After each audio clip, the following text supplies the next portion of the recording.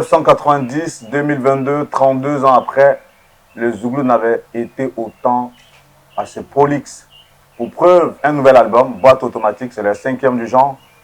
Et donc, comme je disais tantôt, comme on dit, ça réussit toujours. Je sais que là, on va vraiment rigoler, on va s'amuser. Ça sera une ambiance bon enfant sur le plateau d'Actu People. Salut Issou. Dieu fait grâce chez toi. Zokora. Oui, super bien, ça va. La forme. Yeah, très On bien. parlait de 2014 du moins tout à l'heure. Ça te rappelle quoi?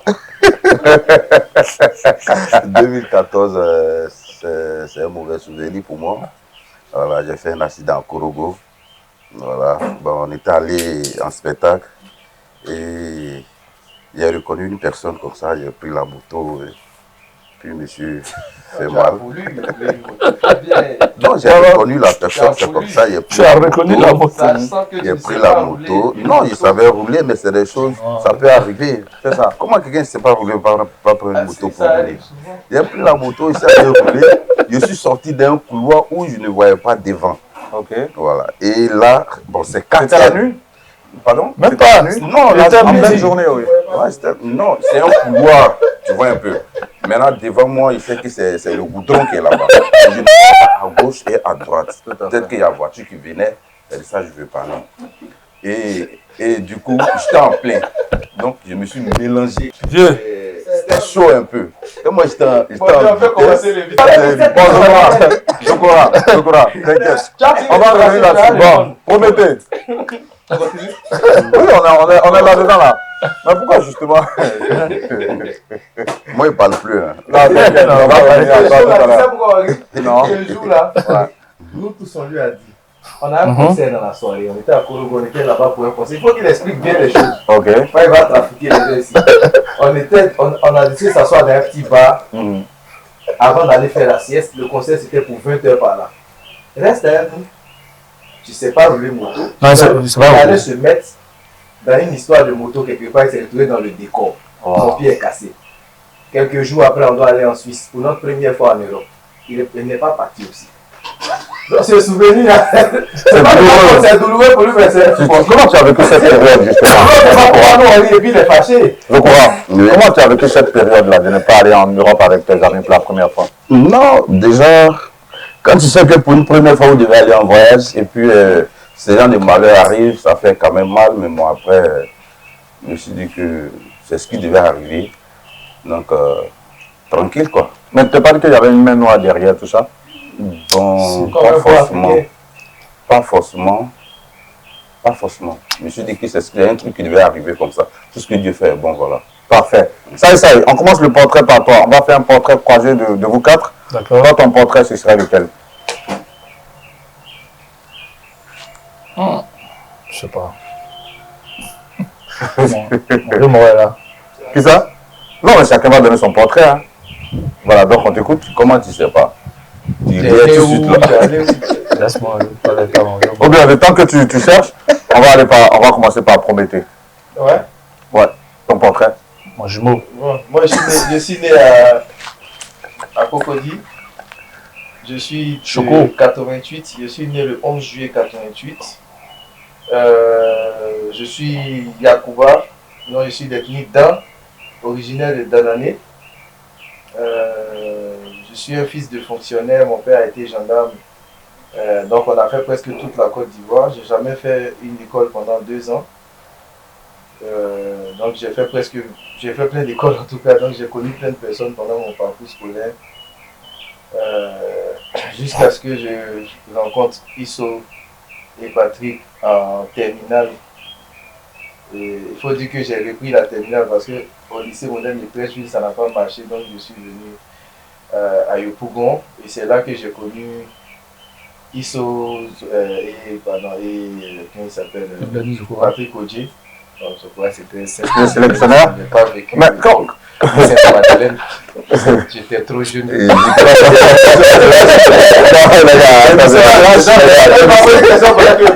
pas pour la question. Tu vas poser la question. Il a failli se courant. Attends, moi je sais que il n'a pas fait l'école, tu vois, avec son Parfait. Mais lorsqu'on passe le temps à dans pas mal de villes parce que le père il est affecté, on s'enrichit de quoi en gros? Moi je pense que ce qui m'a Ce que ça m'a apporté, c'est plus de connaissances. Ça m'a enrichi aussi en matière de culture. Parce que je connais presque toutes les régions de Côte d'Ivoire. Je connais un peu les sensibilités de chaque région. Mais j'ai connu aussi de merveilleuses personnes. J'ai eu beaucoup d'amis en tout cas pendant mon parcours scolaire. Et même après Yopougon, on est allé au plateau, donc dans une école, dans une grande école jusqu'au niveau jusqu'au moment où on a fait RHCOM. On s'est arrêté en année de BTS et tout. À partir de ce moment, la musique a pris le dessus. Mais je pense que ce que ça apporte, c'est plus de connaissances. Ça enrichit en matière de culture. Et voilà, ça ouvre des horizons, quoi. La ville qui t'a marqué dans tout ce périple, c'est quelle ville? La ville qui m'a marqué, si on veut parler d'intérieur du pays, c'est Mankono, mon primaire. J'ai fait le primaire dans une école catholique. Et j'ai aimé le niveau d'enseignement parce que c'est vrai que pour le primaire, jusqu'à ce qu'on arrive au CM2, on apprenait déjà des langues. On était, pour des enfants qui étaient au nord du pays, c'était des Colombiens qui nous enseignaient. Non, c'est sérieux. Hein. Ça, c'est sérieux. Ça nous avait vraiment beaucoup de... Ça m'a apporté beaucoup de choses positives. Voilà. Parfait. Il ne faut pas rire dans mes questions. Zokora. Il a quitté le plateau. Les gars, on va se calmer. On va se calmer. Là, ça, c'est vraiment l'ambiance du clou, ça. Non, mais il faut dire Zokora, c'est notre jeu père. Ok. Vous le C'est chanterez quelqu'un qu'on aime beaucoup. Voilà. Ça, Et voilà, on a l'habitude de le chanter. Voilà. Sinon, vu que tu as la parole, justement, on va s'intéresser à ton portrait rapidement. Bon, pour être plus sérieux, moi, je suis un jeune gros. Voilà. Je suis né à Saint-Fra, un 19 avril 1986. J'ai fait mon primaire à Bobo, et une partie aussi de mon primaire à Saint-Fra. Après, je suis venu terminer encore le primaire à Yopougon-Niangon. Voilà. Après, j'ai fait le collège moderne du plateau. Après le BPC, on m'a orienté à Nanga-Bourgois. Voilà, à Djamé, tous les Moussi, tout ce qui va avec. Et j'ai aimé vraiment parce que c'était comme une sorte de jungle. On dit ça comme ça. Voilà, c'est quelque chose qui m'a vraiment beaucoup. Ça m'a appris beaucoup de choses. Fréquenter à Djamé, habiter à Yopougon, finir les cours à 18h, aller au plateau, prendre le bus pour arriver à la maison à 22h. Ne pas se laver, dormir, s'y réveiller le matin à 4h. En tout cas, c'est quelque chose qui... Voilà. Après ça aussi, j'ai fait une grande école au plateau. Puis bon, comme Prométhée l'a dit, on s'est arrêté en classe de BTS, justement à cause de la musique, et on a essayé de suivre un peu la passion. Et puis bon, jusque-là, voilà. Parfait. Très souvent, ce qui est reproché aux artistes Zouglou, on se dit, n'ont pas les niveaux d'études. Et pourtant, là, vous apportez tout le contraire. Niveau BTS pour les deux. Ouais, qu'est-ce que ça apporte en termes d'avoir ce niveau d'études là pour un artiste?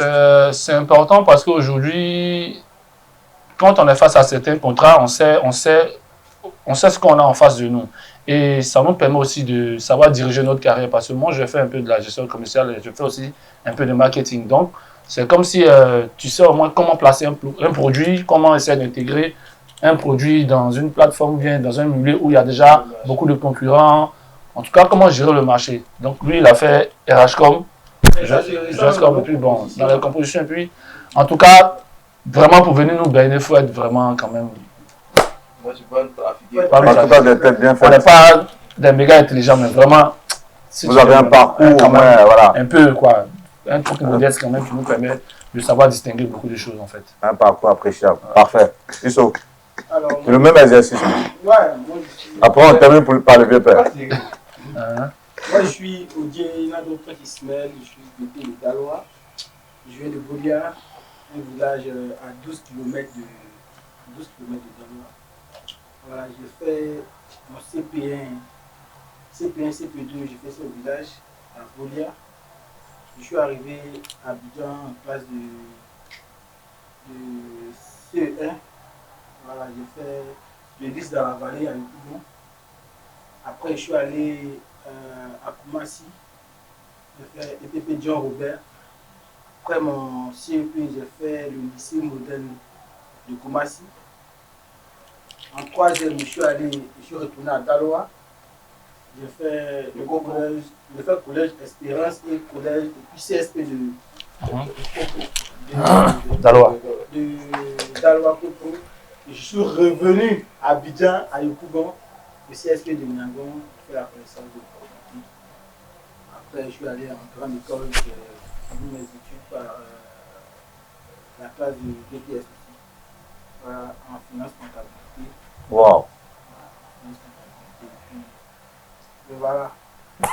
Aujourd'hui, dans la gestion du groupe, les études que tu as faites en finance comptable, ça te sert quelque part? Ben, je pense que ça me sert parce que je suis celui qui gère tous les contrats du groupe, tout ça. Tout ce qui est administratif. Tout l'administratif dans le groupe.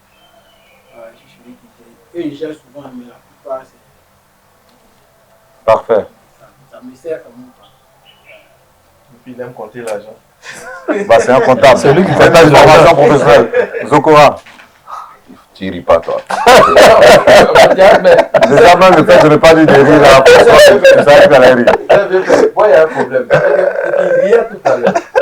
Lui, il nous a empêché de rire. Il a même quitté le bateau. Bon, Zokora, donc moi, C'est Moi, des bateaux. Non, jamais. Comme c'est notre deux pères, lui, il veut nous. Voilà. je vous brigade chaque fois. Bon, Bébé, juste concentre-toi un peu comme les autres l'ont fait, s'il te plaît. Ton parcours. C'est qu'à ma troisième phrase, je vais rire. Non, on va pas rire, c'est sûr. On va pas. Moi, je suis Zokora Patrick à l'état civil. Je suis BT de Gagnoire. J'ai fait mon parcours. Comment dirais-je? J'ai fait comment dirais-je? Ta classe de Ma primaire. classe, bon, primaire, j'ai fait ça à Tégéry, chez moi. Et après mon CP, je suis venu à Gagnoire au collège Sainte-Madeleine. Déjà en classe de 5e, j'étais à la FESI. J'étais secrétaire Le à J a été l'organisation. Non, ça c'était en classe de 5e. J'étais à l'organisation plein de Gagnoire. En classe de 3e, j'ai été secrétaire général plein. Voilà. Ah ouais.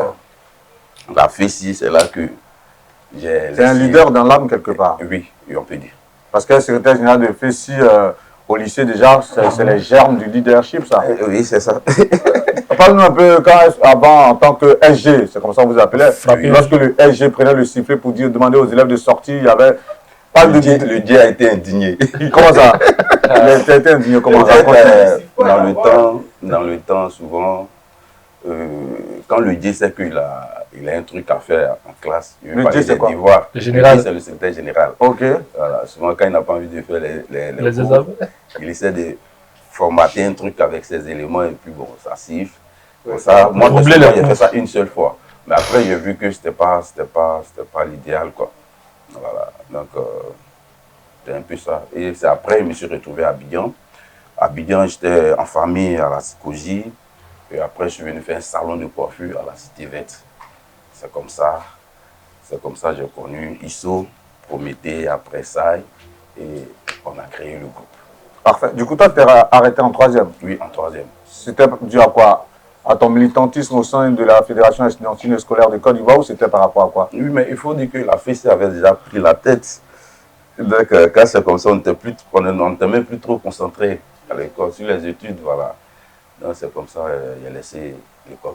À ce propos-là, on sait qu'il y a pas mal de jeunes qui vont suivre cette interview et qui se disent « Ah, nous, on est à l'école, on a envie de faire comme Zokora parce qu'il a été secrétaire général de FESI. » Est-ce que tu leur conseilles d'être leader d'un mouvement Il peut bien être leader, ça ne gêne pas, mais le plus important, il faut se concentrer sur les études. C'est ce que nous autres, on n'avait pas compris. Voilà, on se disait que tu es FESI, tu es chef, les gens te suivent, tu es trop arrivé.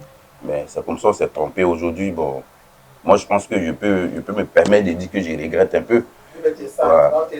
Vieux salement. Non, mais moi, j'apprécie ça. J'apprécie ça qui est mis en cause. Parfait.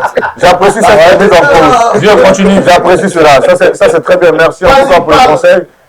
2008, je suppose, c'est là que vous formez le groupe ou en 2007? En quelle année vous formez? 2008.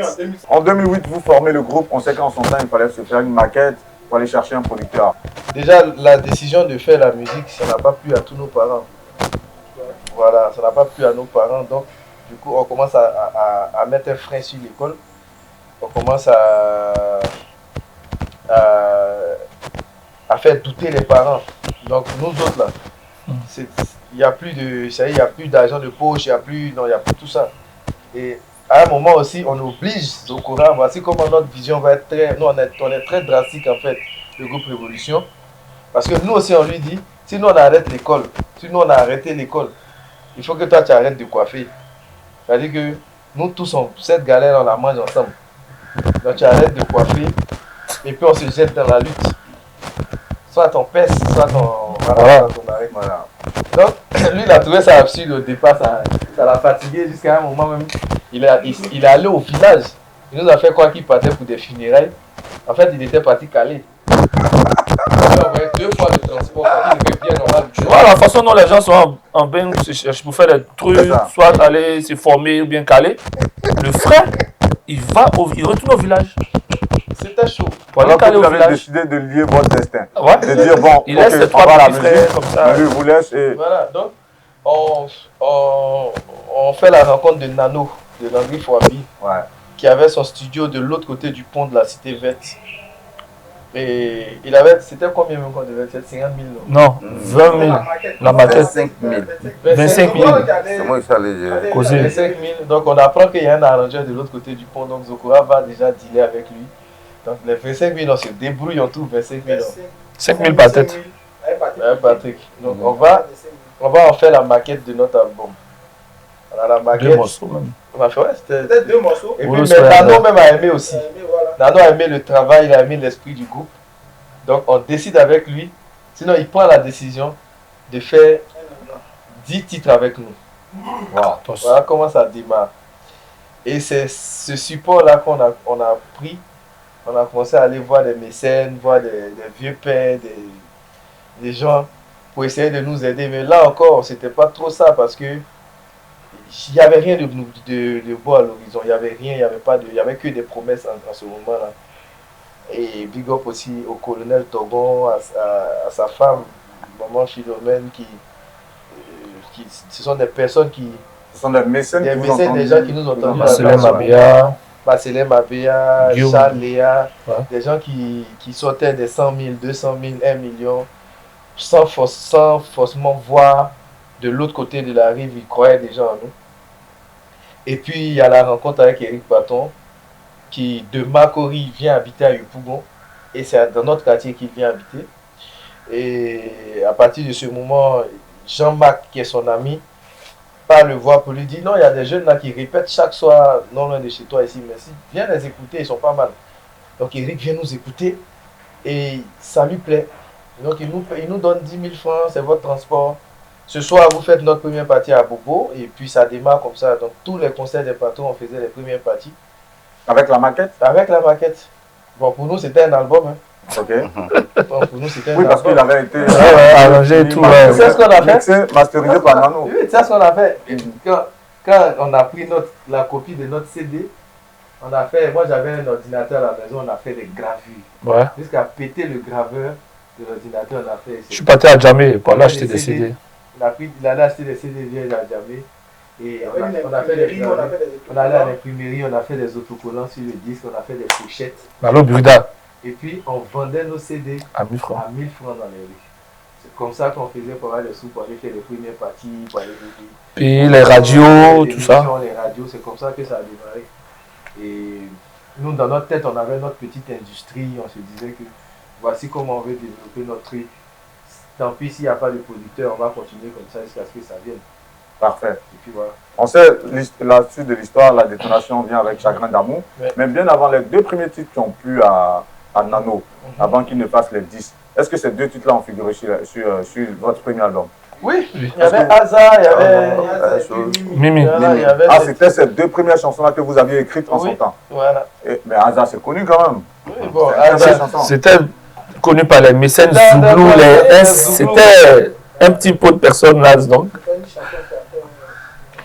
On a même fait le clip, tout ça. Chagrin d'amour, on en parle. Votre tout premier succès, votre hit, cette chanson, elle est inspirée de qui, par qui la compose, entre vous 4? Chagrin d'amour, c'est un exercice que Eric Patron nous impose. Il nous dit, bon, il vous manque un truc sur votre album, il vous manque un titre qui a du peps, un truc qui est fort. Allez me composer une chanson d'amour. Voilà, qui parle de chagrin, qui parle de trucs. Donc, Si c'est bon. Et voilà, et il commence à fredonner un truc. Donc nous on part avec ça à la maison et puis on travaille sur une chanson. Et puis il nous dit si c'est bon, si le truc me plaît, je pose dessus pour vous pousser. Alors nous c'est le rêve, ça. Eric patron, les patrons. Donc on part, on se Il concentre. avait quand même 7 à 8 années. Voilà, c'était le patron, c'était pas n'importe qui. Donc on part, on travaille sur le titre, on revient et on lui propose, le gars il aime le titre. Et direct on part chez Pachi enregistrer la chanson. On enregistre ça plus le titre ça va déjà. Donc ça, on sort un deuxième volume du premier album Réveil, Avec 2 nouvelles chansons. avec les 2 nouvelles chansons dessus. Et puis on fait une réédition. Donc c'est comme ça que les choses sont parties. Pour ceux qui ont suivi votre parcours, hein, quand vous sortez Chagrin d'amour, ce premier single là qui cartonne, on vous colle tout de suite une étiquette, celle de groupe qui vient qu'avec des singles qui cartonnent. On vous a connu comme ça pendant longtemps. Oui, pendant un bon moment, on a enchaîné les singles. C'est ça. Et quand on a sorti Et ça marchait chaque fois. oui, Preuve par 3 en 2012, c'est ça non? 2012, on sort Preuve par 3, avec Kolou, problème de réseau, tout ça. Le truc, c'est qu'on n'avait même pas les moyens de sortir de gros albums. Donc, stratégiquement, c'était pour nous de balancer des jets pour montrer au moins notre identité, montrer ce qu'on sait faire. Et puis, heureusement, comme tu l'as dit, ça fonctionnait. Et bon, on a continué. Mais justement, lorsque après vous commencez à sortir de gros albums, moi j'ai vraiment adoré votre album qui est sorti en 2018, Énergie. Après, je sais que là, avant ça, en 2015, il y a eu Overdose, avec Prisonnier et tout ça dessus. Parfait. Mais justement, on s'intéresse à Prisonnier. C'est sur Prisonnier, sur Overdose, il y avait aussi Je bois plus, je crois bien. Non, sur Overdose, il y avait Prisonnier, il y avait On va danser, il y avait Douaou, il y avait, voilà, Douaou est versé, une Rico. chanson que j'adore. Mais juste, je bois plus est sorti voilà. C'est sorti. Effectivement, je pense que je comprends pourquoi ça se confond parfois. Parce que Je bois plus et Mikina sont sortis en single. Parfait. Ils sont sortis entre Overdose et Énergie. Après le palais de la Tout à fait. Donc après notre signature à Sony, les titres ne peuvent pas flotter. C'est-à-dire qu'on ne pouvait pas laisser ces 2 titres-là sans album. Donc on les ajoute à Énergie. Bah, c'est en 2018. Mais pourquoi est-ce que c'est vrai que vous avez signé aujourd'hui avec une major, ça se passe super bien, vous êtes tenu par rapport à votre contrat de sortie des albums, mais est-ce que quelque part souvent quand vous regardez de près, vous ne vous dites pas, on serait resté dans notre registre single, ça nous aurait donné plus de succès que de sortir un album où on a de belles chansons, mais où aucune n'émerge, parce que Énergie c'était un très bel album pour moi, mais on n'a pas vu des titres, en fait, tout l'album s'est imposé comme vos singles se sont imposés. Est-ce que vous n'avez pas cette lecture des choses? La promotion d'un album n'est pas pareille à la promotion d'un single. Et puis, à un certain niveau, quand on veut se faire respecter, sortir des singles, ça n'a pas d'identité. C'est resté juste comme un jeune quoi, qui saute, qui a encore envie qu'on dise, voilà, le gars, il est chaud, il sort quand il veut et tout.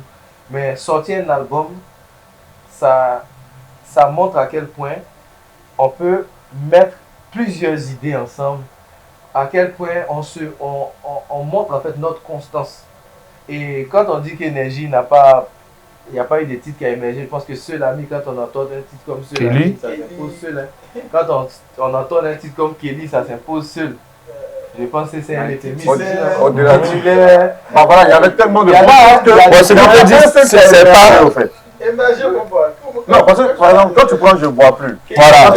Ou bien tu prends chaque 10 millions de vues. Non, au-delà, c'est vrai que les vues. Non, le vieux compare un peu le succès de chaque morceau. Merci. En Parce fait, que quand tu prends le succès de Chagrin d'amour, tu prends le succès de Je bois plus, on va essayer de calquer un peu comme ce que BD a fait en ce moment. Quand il sort un titre, le titre il le bombarde pendant 6 mois, on sent qu'il y a un succès d'estime, il y a un succès populaire.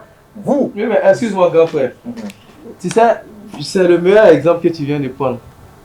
Le format dans lequel VDA est actuellement fonctionne en ce moment, mais ce n'est pas un format qui fonctionne à long terme.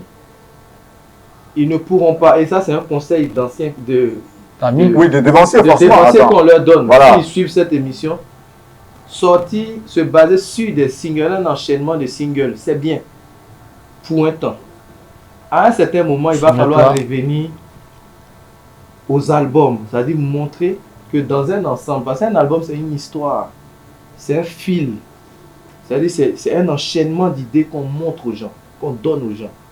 Et dire qu'il n'y a pas un titre qui a émergé ou qui a dépassé, c'est dire que par exemple l'album en lui-même n'a pas été bon. Pourtant on vient de citer des titres sur Énergie. Énergie, il était très bon. On nous reproche souvent de ne pas avoir mieux exploité Énergie. Et ça, merci. Voilà.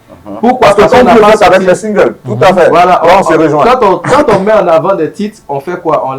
Aujourd'hui, la musique de 2022, je dis la musique de notre époque, est liée aux vidéos. Donc si tu veux mettre en valeur un titre, il faut en faire un clip, il faut suivre et tout. Donc c'est ce qu'on fait même avec l'album Boîte Automatique. On est obligé d'envoyer des G comme si c'était des singles qui sortaient de l'album. Mais en réalité, ceux qui ont leur CD savent les titres qu'ils ont et les titres qu'ils aiment. En fonction on est obligé de fonctionner comme ça pour se faire respecter aussi, à un moment.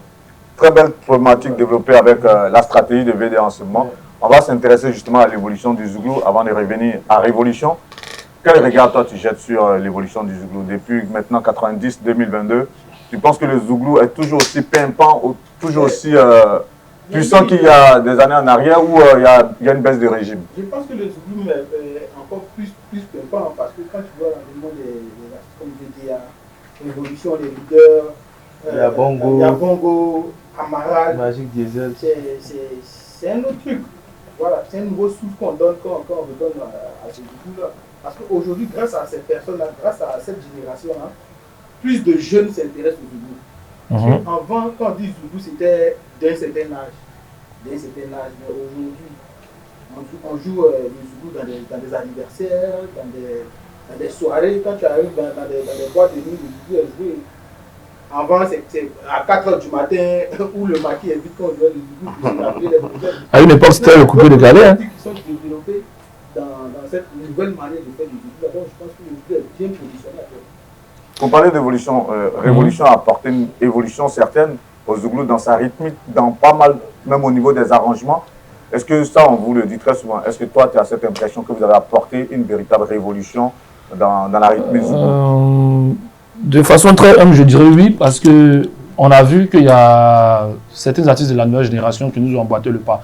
Avant, pour un Zouglouman, aller chez Bébé Philippe, aller chez Shadow Chris, aller chez Champi Kilo, c'était impensable même, parce qu'on dit, ah mais ceux-là, c'est des arrangeurs. C'était ça, ouais. Il faut aller chez Bleu Olivier, il faut aller chez Bleu Olivier. Mais quand Révolution vient à une époque où le coupé décalé est à un niveau là, tu comprends qu'il y a un truc qui est là. Il ne faut pas venir faire ce que les autres ont déjà fait. C'est-à-dire qu'il faut réfléchir à une stratégie qui va faire que tu pourras prendre d'abord même ceux qui aiment le coupé décalé et ceux qui aiment le Zouglou mais qui sont un peu en train de se retirer. C'était une question de rythmique. Donc, on s'est dit qu'on pouvait chanter notre Zouglou en allant chez des arrangeurs qui ont d'autres rythmiques que ce qu'on connaît déjà. Voilà pourquoi on est parti vers les Baby et autres. Et ça a été critiqué au départ par certains anciens qui trouvaient qu'on a dénaturé la chose. Qu'on a dénaturé la chose, mais attends, nous. Jusqu'à aujourd'hui, il y a certains qui nous reprochent ça. Mais aujourd'hui, il y a un travail qui a été fait. Et effectivement, on ne peut pas plaire à tout le monde, mais si par la grâce de Dieu aujourd'hui, toute la génération qui est venue derrière nous a emboîté le pas, Magic Diesel, quand tu écoutes leurs tests, ils ont des tests qui sont poignants, ils ont une façon de chanter qui est vraiment plaisante, quoi. De structurer la composition et tout. Aujourd'hui, tu vois, les patrons, par exemple, ils vont faire un morceau chez Paché, chez Baby Philippe. Donc, il y a ça, en fait. Donc, sincèrement, on dira qu'on a quand même apporté un petit truc à ce niveau-là. On a apporté plus même.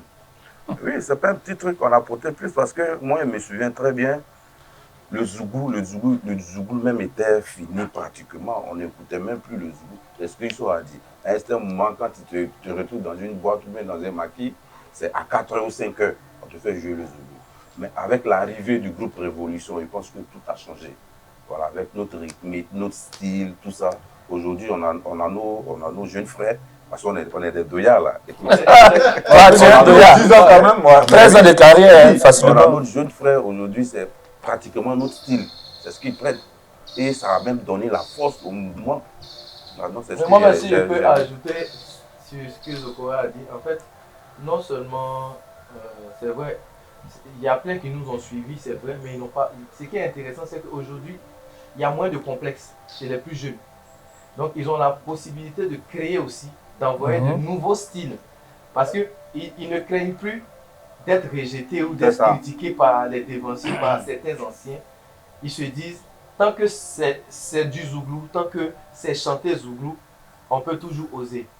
Et le nom de VDA va revenir, mais VDA, on peut dire qu'ils ont gardé le tempo un peu lent qui fait partie des rythmiques de Zouglou, mais avec des thématiques qui sont plus nouvelles, avec des manières de composer qui sont plus fraîches.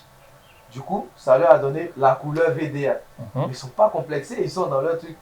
Il y a cette possibilité, il y a le Zouglou de Yabongo qui est particulier, il y a le Zouglou des leaders qui est particulier. Donc c'est ce complexe-là que justement on a aidé à enlever. Et ça, il faudrait quand même le dire.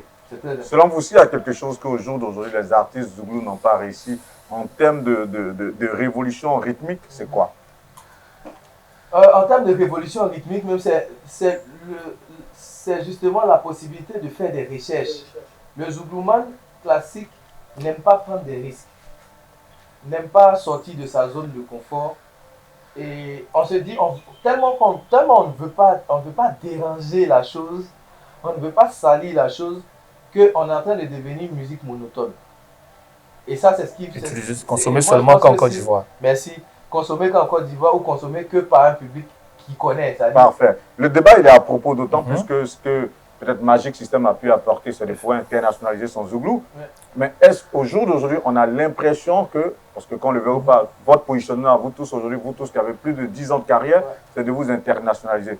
Pour vous, qu'est-ce qui manque pour que vous ayez pour pouvoir être joué sur de grosses stations radiophoniques européennes, par exemple? C'est un souci de recherche. C'est un travail de recherche. Parce que pour que le gars qui est... Bon, enfin, nous-mêmes, dans le combat de révolution, c'est pas, quand on parle d'international, c'est pas que la France ou les États-Unis. Mais le Zouglou même ne sort pas de la Côte d'Ivoire. Le vrai Zouglou n'est pas joué au Tchad, n'est pas joué au Sénégal, n'est pas joué au Mali. Nous, on a eu la chance d'entendre nos titres dans certaines boîtes, dans certains espaces, au Tchad, au Niger, au Sénégal, au Mali. On a fait des concerts. Dans certains endroits où on est passé. Et tu entends juste, après Magic System, on te joue un ou deux sons de révolution, après ça on joue coupé décalé ou on joue autre chose.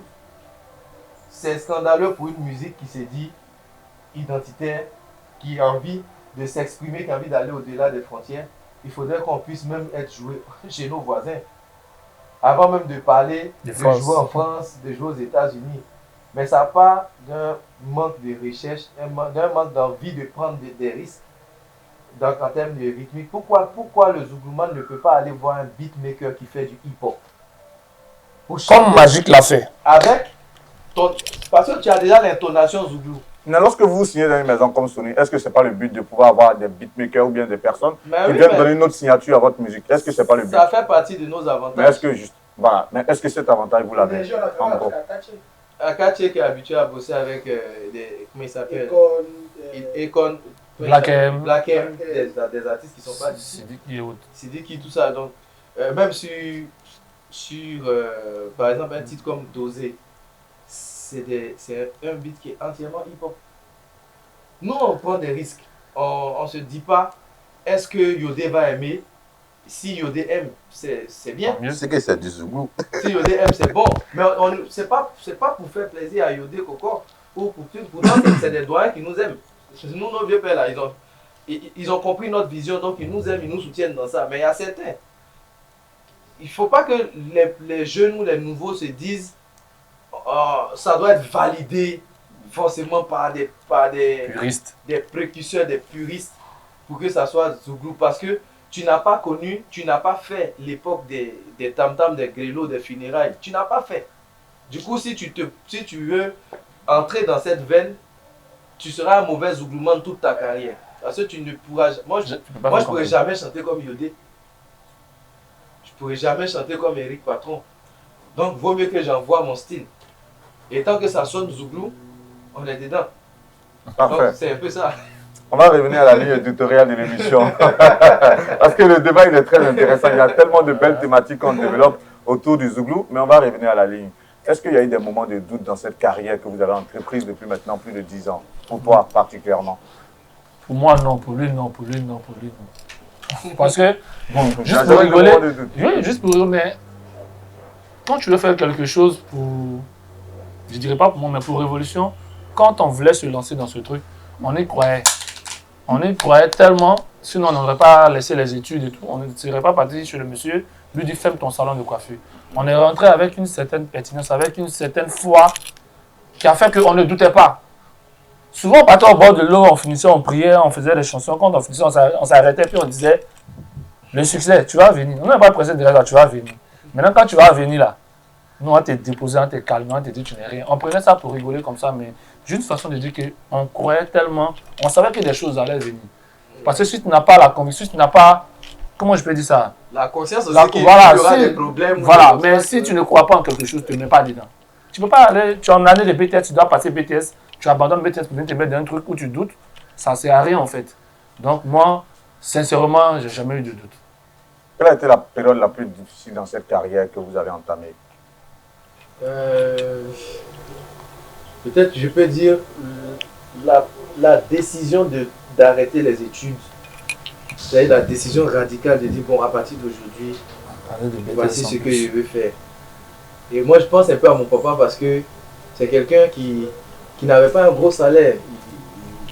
Il n'était pas haut gradé de la gendarmerie. Mais j'ai fait que des écoles très chères. Tout mon parcours, jusqu'à la grande école, tout ça c'était que des écoles chères. Et puis venir lui dire un matin que je veux tout arrêter pour passer à la musique. En plus, c'est même pas sûr. Ça, c'était une décision difficile. Après ça, moment de ou bien les moments difficiles, les moments les plus difficiles, je sais pas parce qu'à chaque fois on était toujours ensemble. On affronte tout avec humour. Nous, chez nous, il y a même dans la galère, Quand on tape pour toi à l'ambassade, on s'en s'assoit pour boire bien, pour rire. Suffisamment qu'on fête les mauvais moments en fait. Donc c'est difficile pour moi même de me souvenir des mauvaises choses en fait. Voilà. On va revenir à 2014. Là, on rigole plus, hein, les gars. Qu'est-ce que ça t'a tiré quoi comme leçon de cette mésaventure? 2014. 2014, c'était bien parce que si on s'est mis ensemble pour vouloir faire un truc, faire la musique, on était tous unanimes dessus.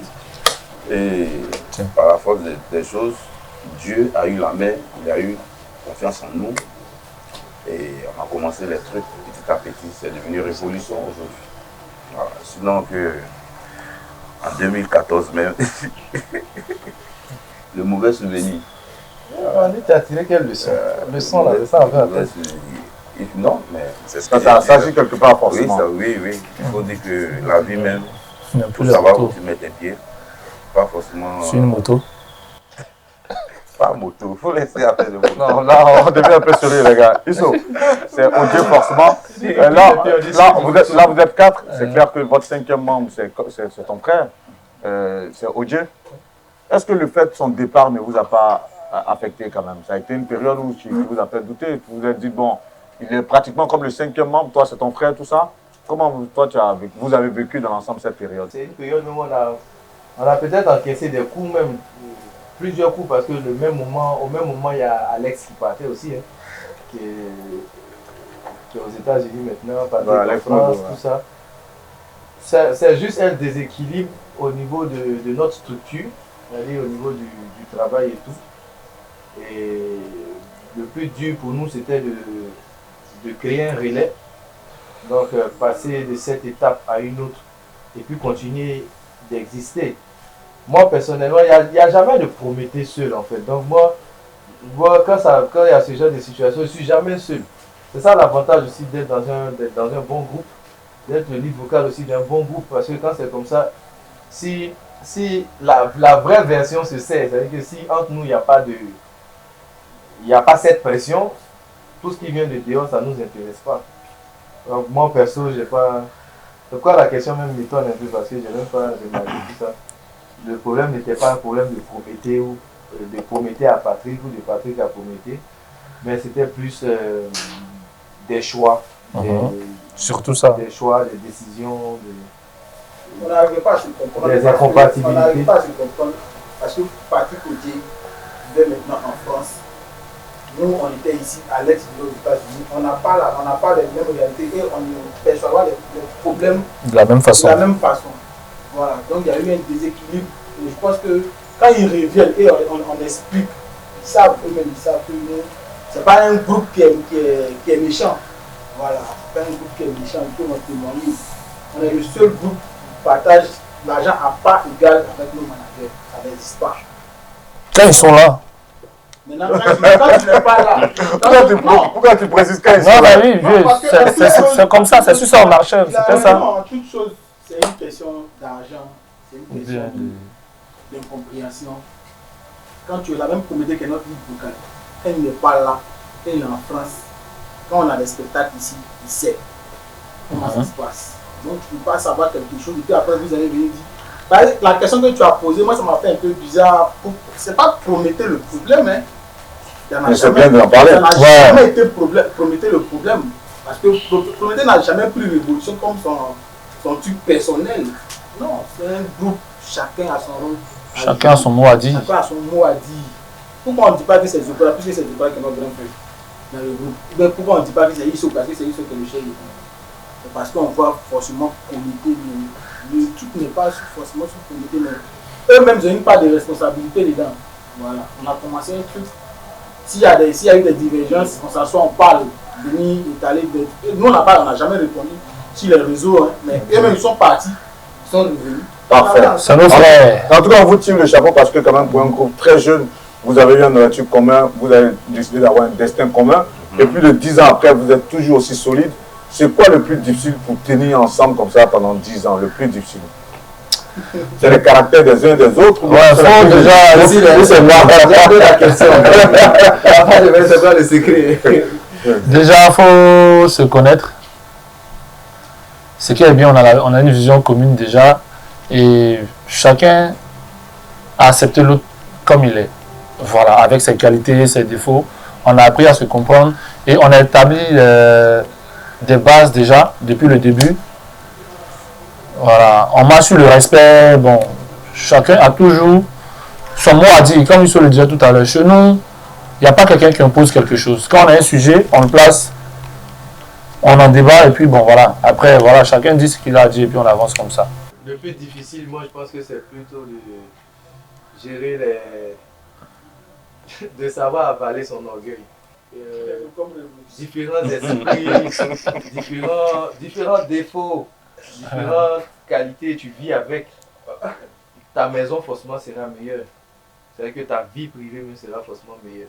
Parce que tu seras quelqu'un de très pacifique. Moi, il y a des choses qui ne m'élèvent plus. Il y a des choses qui n'agissent plus sur moi parce que ce groupe-là m'a formé. Ça fait trop plaisir d'entendre ça. On va terminer par un petit mot d'amour, c'est le dernier tour de table. Si tu as un petit mot d'amour pour chacun de tes gars, ce sera lequel? Chacun va donner un mot d'amour. Ils savent déjà ce qu'il représente pour moi. Et non, un mot pour chacun. Zokora, pour Zokora. Zokora, c'est un grand frère. Il sait que je l'aime beaucoup. Ok, pour Prométhée. Non, mais Prométhée, ça c'est l'amour Inconditionnel. Incommensurable. Je ne sais pas comment dire le mot, mais Son jumeau. Mon jumeau, c'est mon moi. C'est ton alter ego. C'est mon moi. Oh, ça fait plaisir. Voilà, c'est mon gars. Tu as touché à Prométhée, franchement, c'est que. On dit ça y est, il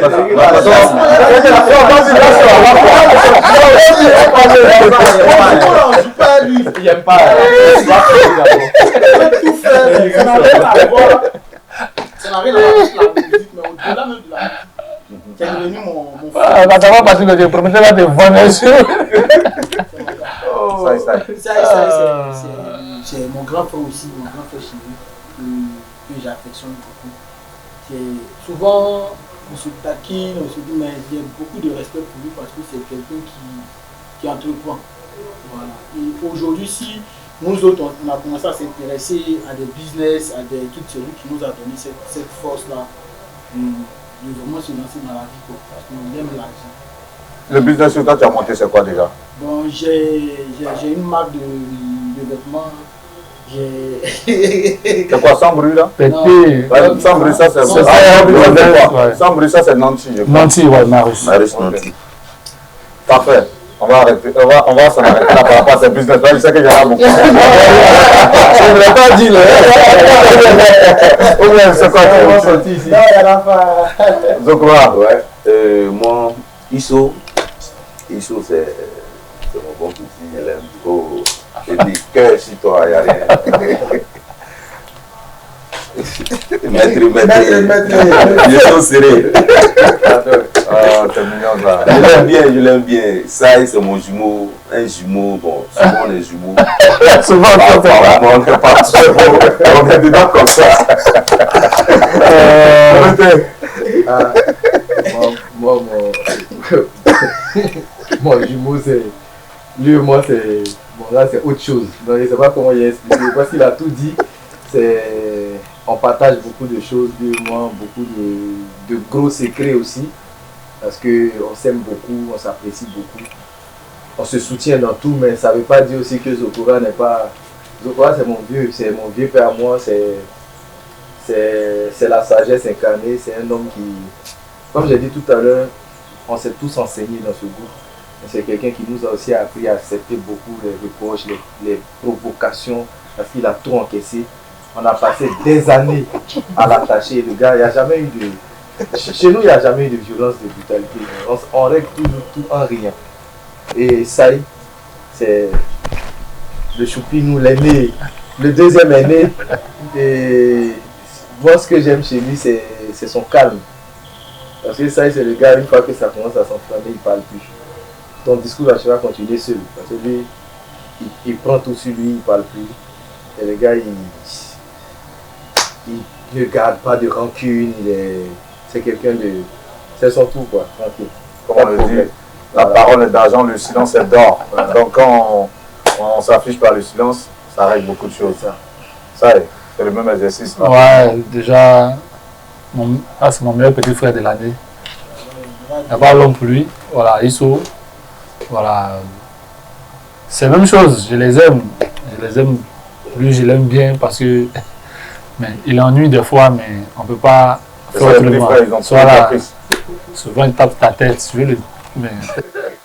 Voilà, mais en tout cas, c'est un échange de beaucoup de choses en fait. Donc, on s'est beaucoup rapprochés et on essaie de vivre comme ça avec aussi. Voilà. Mon vieux Moron, comme le comité disait, c'est notre vieux père.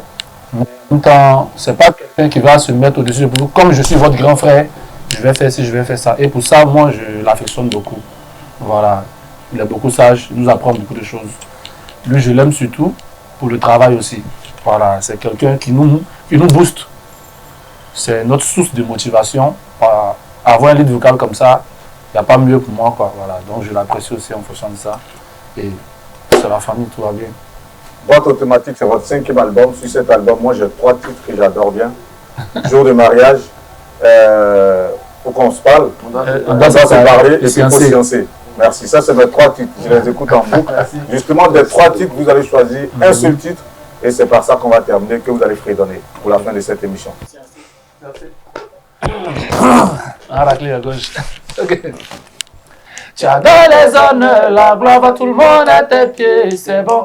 Mais ceux que tu veux voir toujours à tes services ne sont pas des moutons. Ils veulent aussi réussir comme toi, champion. Alors, science un peu. Tu peux la soutra. Et le bon Dieu lui-même va te soutra. Allez, couille,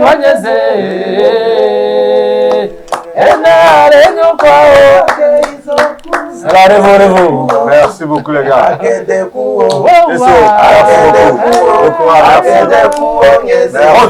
Merci beaucoup les gars. Merci, franchement, Révolution. Il n'y avait pas mieux un plateau qu'on puisse partager avec ces garçons. Boîte automatique, c'est leur 5e album. Vous avez remarqué un quatuor de charme, des garçons super sympas qui ont eu un vécu. Ils se sont connus ensemble, ils se sont dit on va lier notre destin. Et vous avez vu ce que ça a donné. Ils ont apporté une véritable révolution dans le monde musical ivoirien à travers un Zouglou revu et corrigé. Depuis plus de 10 ans, ils vont de tube en tube, de succès en succès, hit en hit. N'oubliez pas, moi, mon coup de cœur, c'est 3 chansons. Ils ont fredonné, séancé tout à l'heure. J'espère qu'après cette émission, ce sera le tube de ces vacances. En tout cas, merci d'avoir suivi Actu People. Que Dieu vous garde. C'était Guillaume Vergès. À très bientôt. Ciao.